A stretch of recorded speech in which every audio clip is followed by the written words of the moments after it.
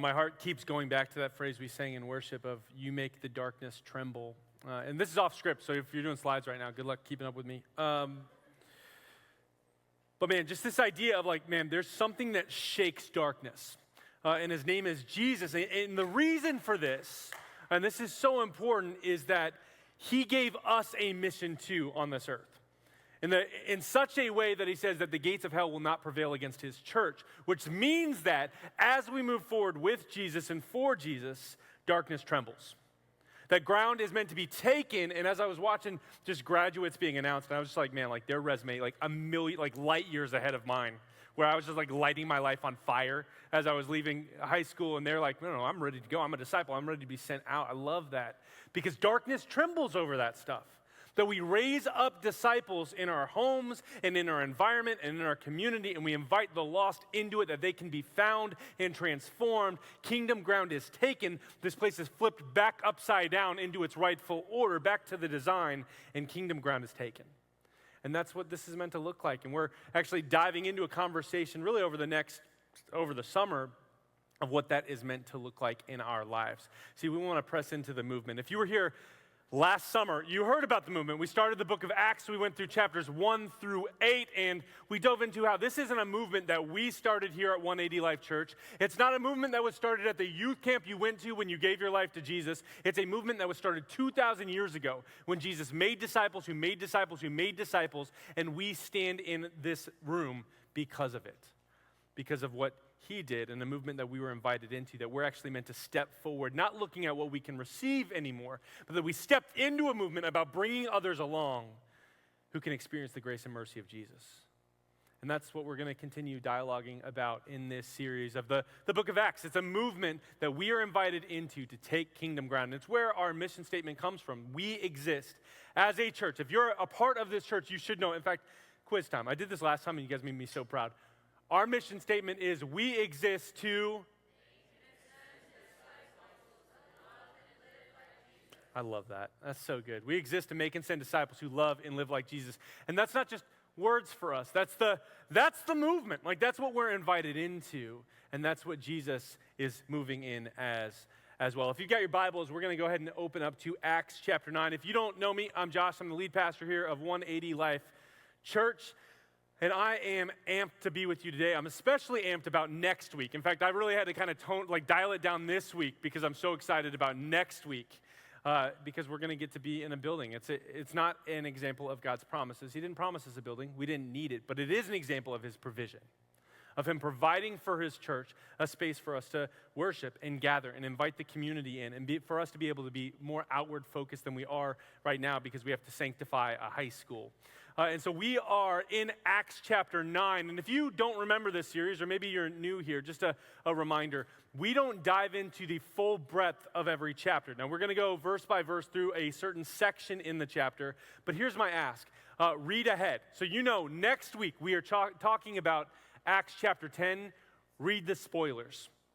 Read ahead, get into the word, read it, and then maybe when I greet you at the door next week of our synagogue church building that we're going to be in, you can say, hey, Josh, I know what you're going to preach on, and make sure you don't mess this up. Right? Maybe you can teach me something. That's my challenge or encouragement for you. Acts chapter 9, this is how it starts in verse 1. It says, meanwhile, Saul was still breathing out murderous threats against the Lord's disciples.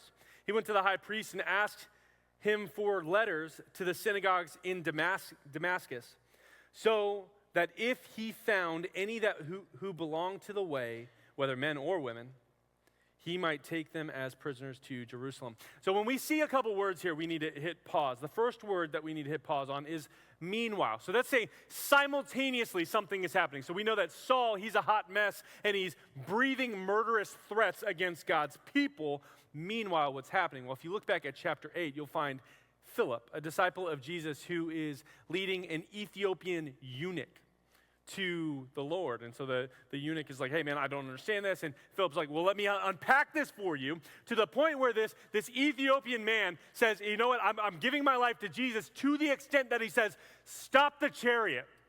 Stop the chariot. There's a lake right there. Let's get dunked. And he gets baptized. There's this response that's happening. In other words, people are being added to the movement, and Acts 2 would say, added daily.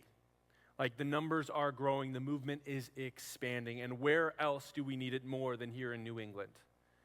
The movement is on mission. And meanwhile, we've got Saul, who sees the movement and he sees it as a threat. And so what does he do? He starts breathing murderous threats. He's not happy about it. Now, mind you, the followers of the way, which is hashtag my favorite title for Christians, followers of the way are not a threat to Saul, at least physically, right? They're not coming at Saul. They're not threatening him. They're not like rioting in the streets. And yet, for whatever reason, Saul isn't just upset. Like we've been upset.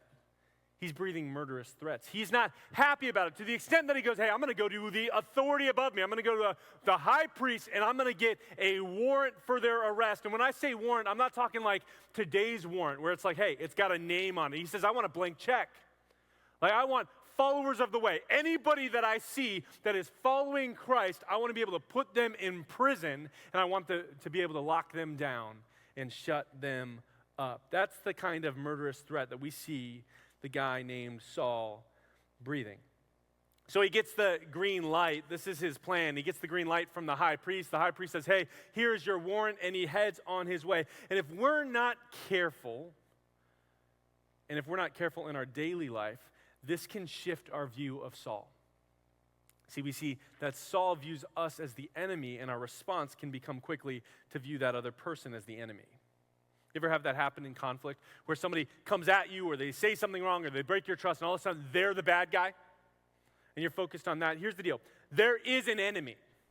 There is a real enemy and his name is Satan, and he comes to lie, cheat, steal, and destroy. Like he is not here for you, and he would love nothing else than for you to forget who the true enemy is.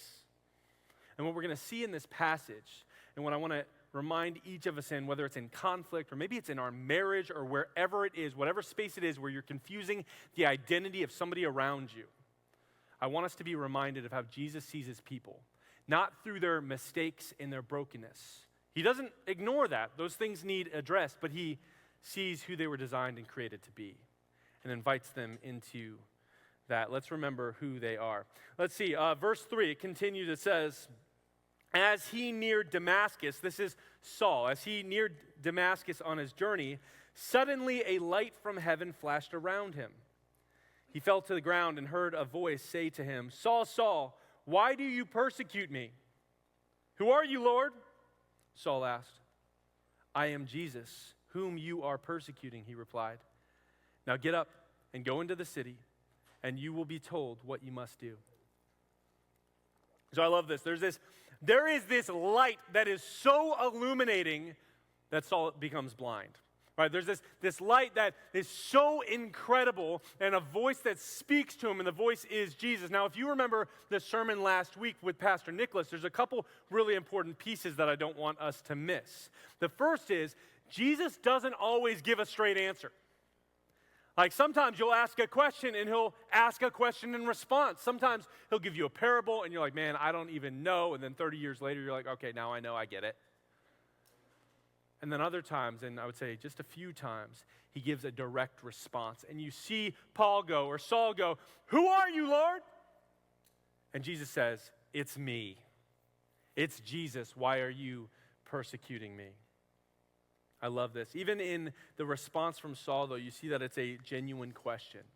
And that's the big piece to get a direct response. Now, you're not always going to get a direct response. Sometimes Jesus is going to lead you through faith. But other times he'll directly address it. But that's usually from a question that's asked in humility. And what we're seeing here is Saul go, who are you, Lord? And in the book of Acts, that word Lord is used many, many times, and it means supreme authority, but in the context of the book of Acts, it's often referencing the Messiah. In other words, Saul is answering, or likely answering, the question that he is asking. Who are you, the Lord, the Messiah? And Jesus responds, he goes, yes, it's Jesus. See, we have a little bit of a problem with this. See, when we see a guy who wants to murder, cheat, steal, do whatever, they want to come at your family, they want to mess you up. And I want you to feel the weight of what Saul is trying to do here, because It's easy to kind of distance ourselves. Okay, yeah, he's trying to get followers of the way. He's trying to put them in prison. I want you to take it a step further because I just want you to know this is not happening. Like we've got brothers and sisters across the globe who are having house churches right now in secret, and there are other governmental officials trying to take them from their place. That happens today. And I want you to imagine that because this is the weight we should feel. Saul has the government officials, and he kicks in your life group's door. And then he takes you out. Man or woman, does not matter. He takes you out in front of your kids. That's the weight of this. And when we feel the weight of this, if you're like me, you're like, it's time for capital J justice. Like, it's time for you to understand the weight of this. Like, I want wrath, God. I don't want mercy. I want you to kind of kick in the doors of his life. I want you to mess him up. I want him to be punished. And that's not what we're seeing here. See, we don't see God go, hey, now I'm going to put you in jail for imprisoning my people. Like, God, Jesus doesn't respond by justice in the way that we would pursue it. He says, now get up and go.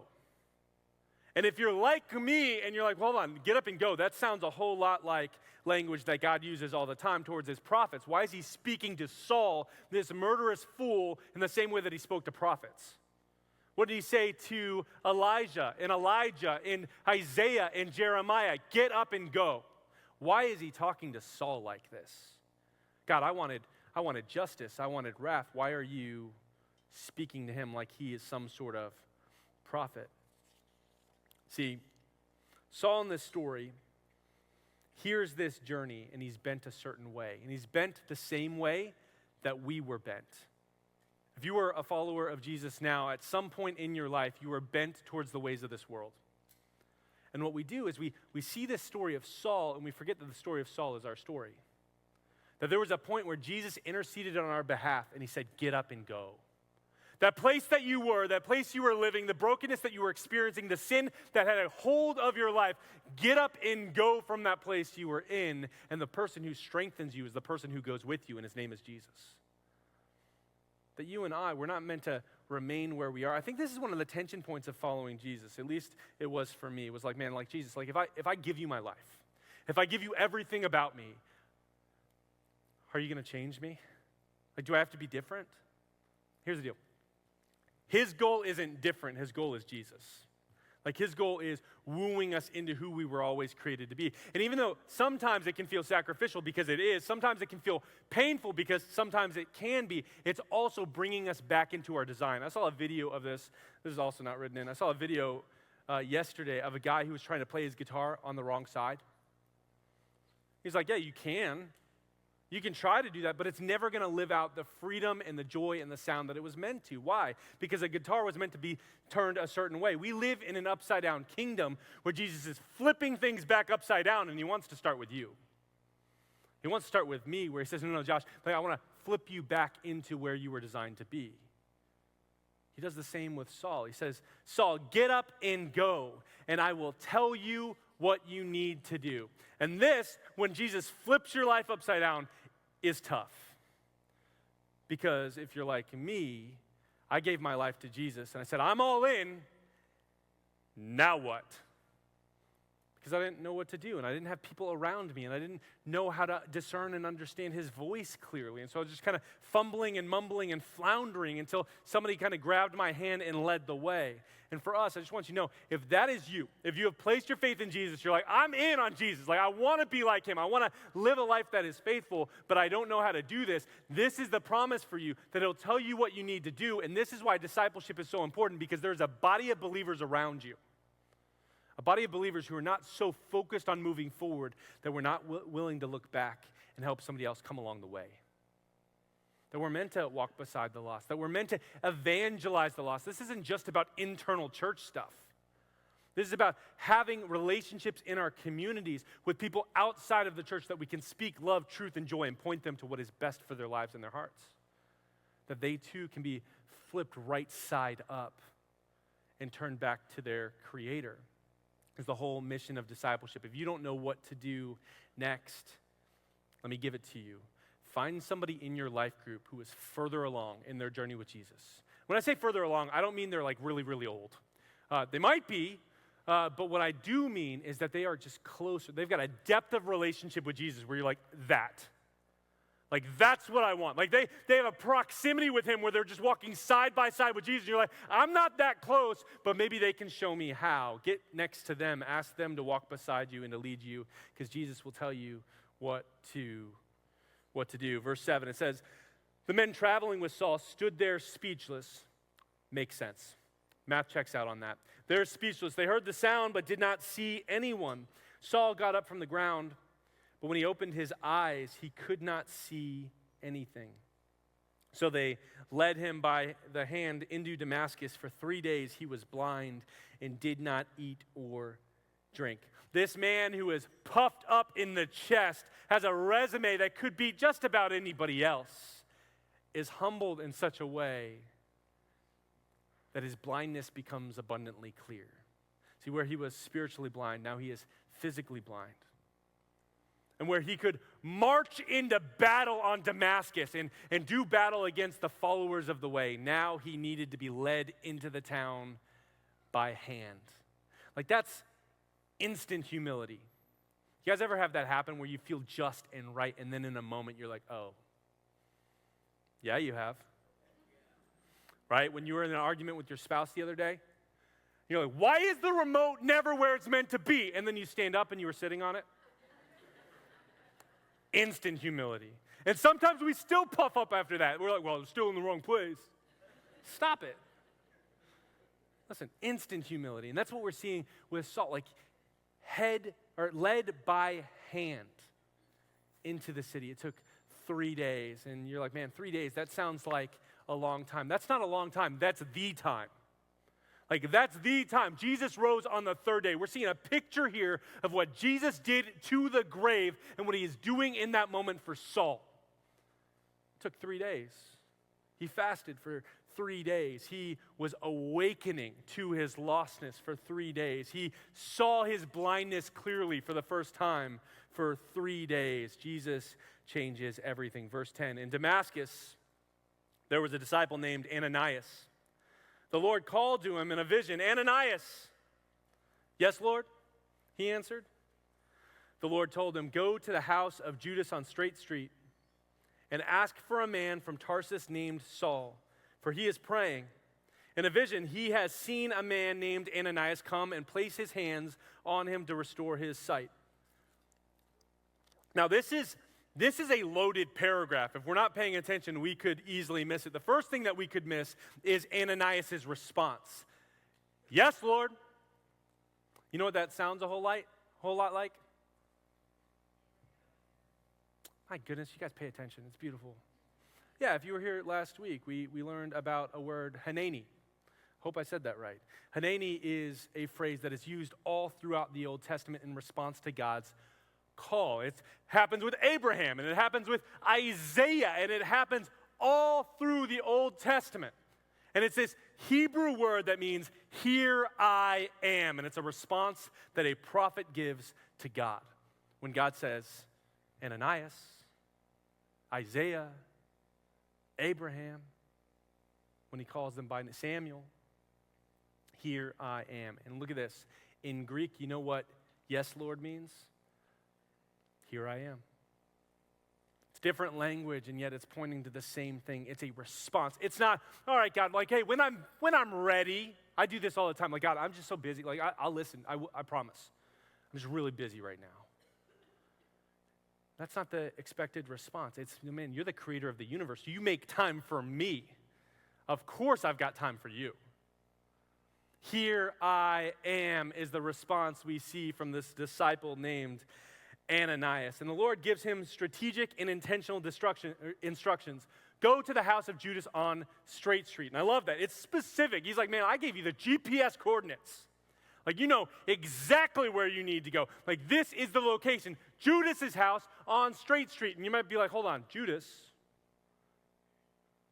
wasn't he? Here's what you need to know. Judas was a very common name back before something happened. I don't know. The name just fell out of favor. I couldn't tell you why. But before bad Judas messed things up, it was a pretty common name. In fact, there were 2 disciples whose names were Judas. You might not have known that. There was good Judas and other Judas. Can you imagine having his name?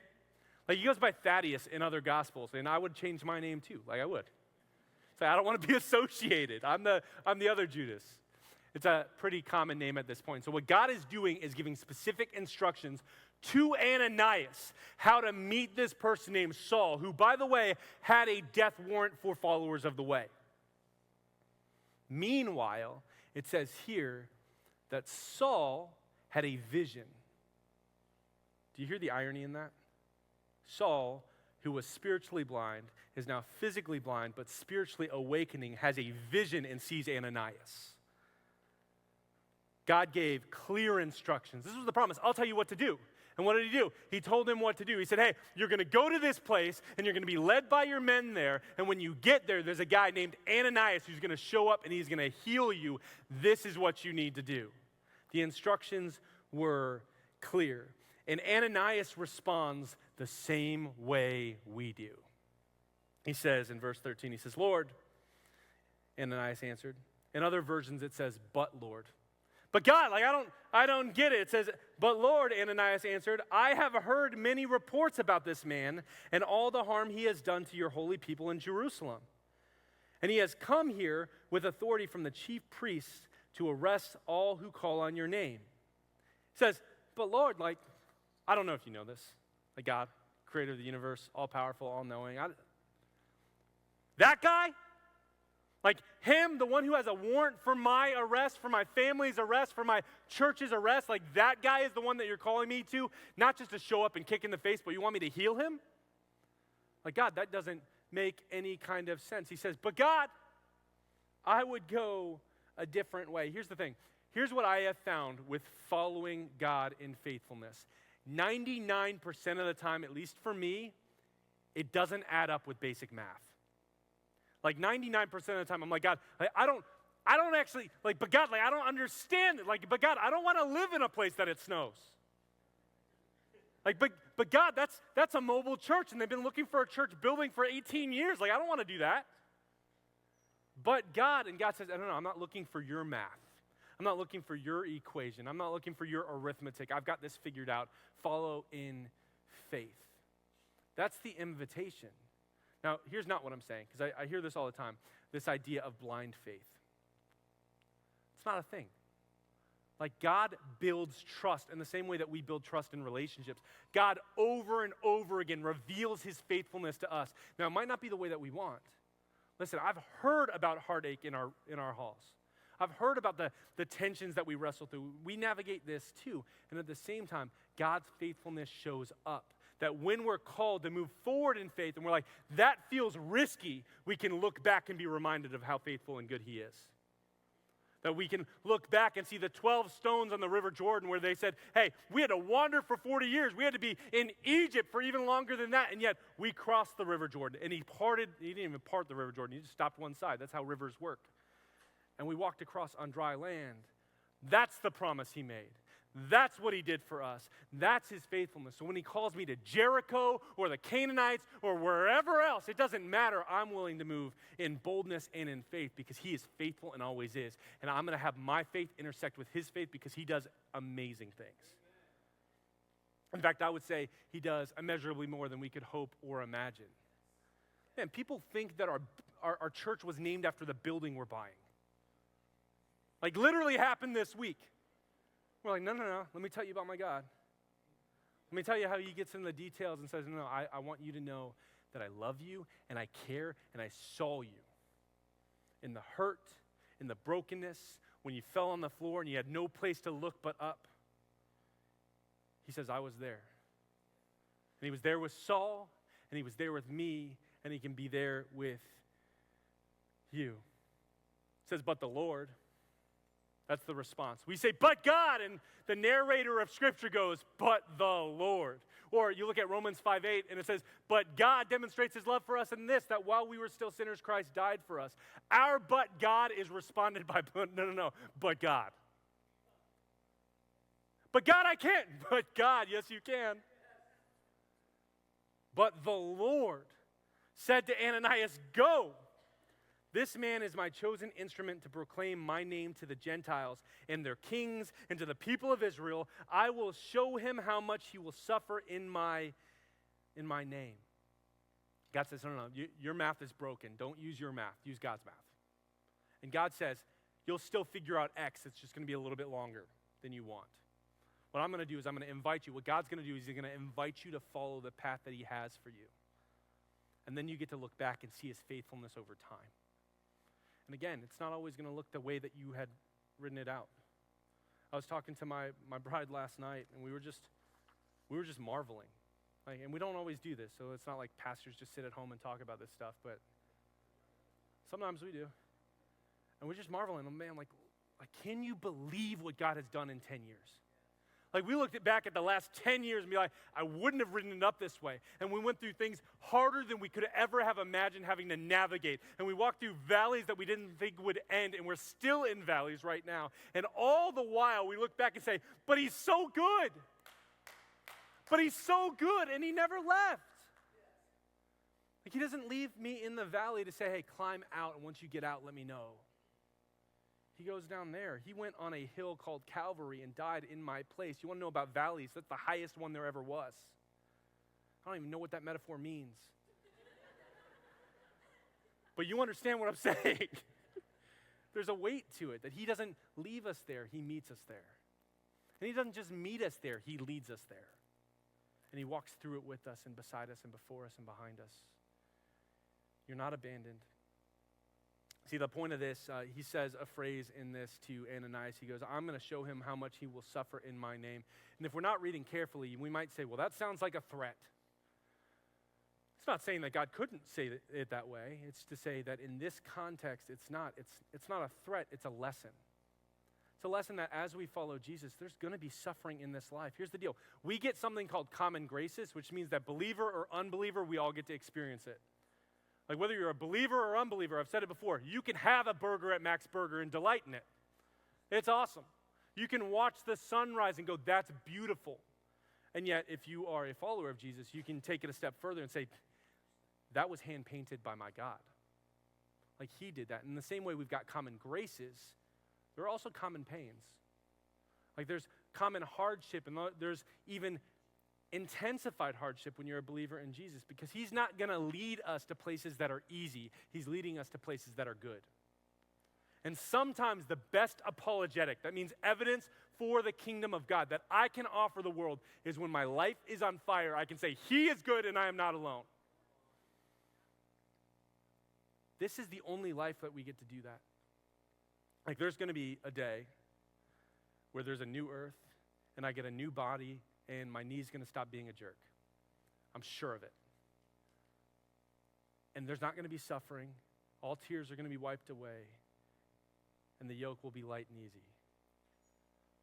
And in this life, although Jesus invites us into the easy yoke, it looks differently.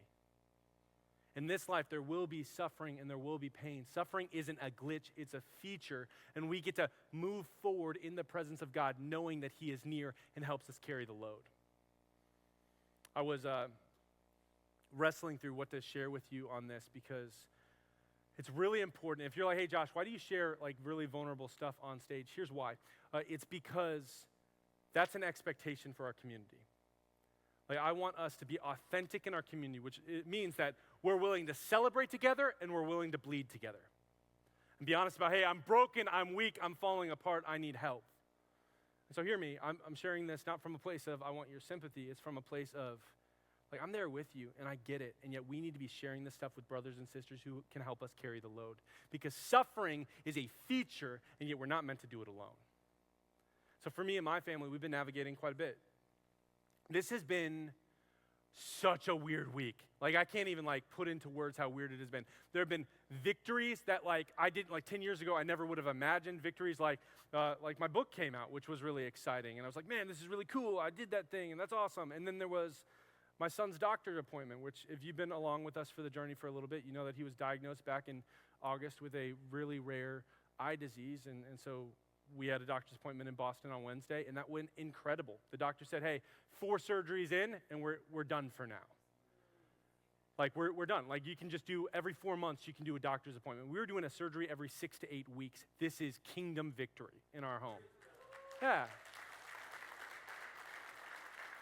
And that's awesome. But the same day, we have another doctor's appointment where my wife, whose eye is now incredibly unstable, they said, hey, we need to remove this, and we're going to schedule this for Tuesday. And I'm sharing this with her permission because it is, y'all, this is the most vulnerable thing. When your appearance, and I know, like, we can take this too far, but when your appearance is altered, like, it can be a really insecure space. And yet, in the good and in the tension of the hard, we're not alone. Suffering is a feature, and we get to take part in it with joy and grace and also grief sometimes. Like, it's okay to mourn. I had a buddy actually share this with Jenny yesterday, and it was so cool. He says, like, oftentimes we overemphasize confidence or grief, but they're actually meant to be held in tension. That you in your valley, in your suffering, when Saul walks through the valley, just read the book of Acts, read some of his epistles, you'll see the tension where he's like, yeah, this hurts, but God's good. Yeah, I don't love it. Wasn't planning on being shipwrecked 3 times. And yet, all the while, he's giving God the glory. You're not alone. Our confidence is in him. Suffering is a feature, but it's also an opportunity. Don't miss it. Saul didn't miss it. Saul, the guy who was breathing murderous threats, the guy who then was blind and led into the city, is now about to be an instrument for what? To the Gentiles. Who is #us. Like, you want to know why you're in this room? It's because a movement was started with Jesus, and Jesus had the intentionality to invite in a random Pharisee who was trying to light the church on fire. He said, hey, I want to take that fire and I want to redirect it. Hey, I want to take that fire that you have for something that maybe is ugly, evil, and not good, and I'm going to transform it into something that's beautiful and triumphant. So he invites Saul into it, and this is what happens in verse 17. And I love this because this is Ananias moving faithfully, which feels risky. But again, if we look to our past, we can be reminded of God's faithfulness. Verse 17. Then Ananias went to the house, #Judas's house, and entered it. Placing his hands on Saul, he said, Brother Saul, the Lord Jesus, who appeared to you on the road as you were coming here, has sent me so that you may see again and be filled with the Holy Spirit. Immediately, something like scales fell from Saul's eyes, and he could see again. He got up and was baptized. And after taking some food, he regained his strength. Man, my favorite part of this entire passage is the heart change in Ananias. He goes, like, but God, like, he's trying to kill us. And God said, no, you need to trust me. And Ananias didn't, like, begrudge and, like, drag his heels. He went to Saul, put his hands on Saul, and called him his brother. That's why we can't get so confused by who the enemy is. Because if they're the enemy, we forget that we're actually meant to be related. If they're the enemy, I forget that maybe they're just lost and they need to be reminded that they can be found too. If they're the enemy, I confuse what my role in their relationship, in their life is. But if I'm reminded that that person's meant to be my brother, that person's meant to be, whether they are or not is not the point. They're meant to be. And my role is to be faithful in spite of their unfaithfulness. My role is to be faithful in spite of my own desires and wants. My job is to move forward in faith with Jesus, trusting that he knows better than I. So here's my ask as we respond in worship together. Most of us have something we're hanging on to where Jesus says, hey, I'm calling you to that person, or I'm calling you to that place, or I'm calling you to that relationship, or that conflict, or whatever it is. You fill in the blank. And our response is, but God, don't you know?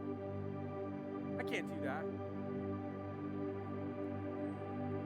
But the Lord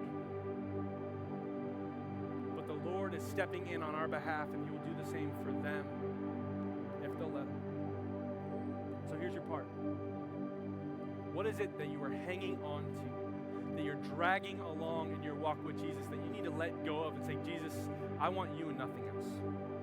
Like, Jesus, I want you and no other thing, because you are good, you are true, and you are faithful, which means that when I look forward to the path you call me on, and it looks risky, I can look at your face and say, you're worth the risk. I can look at what you have done in my life and say, you've been faithful the whole time. I know you'll be faithful again. So Jesus, I give you my all. I give you my everything. I follow you and nothing else. Would you pray with me? Jesus, let these not just be words. Like, we're meant to be a part of a movement that you started, and that movement doesn't start in our relationships. It starts in our own hearts.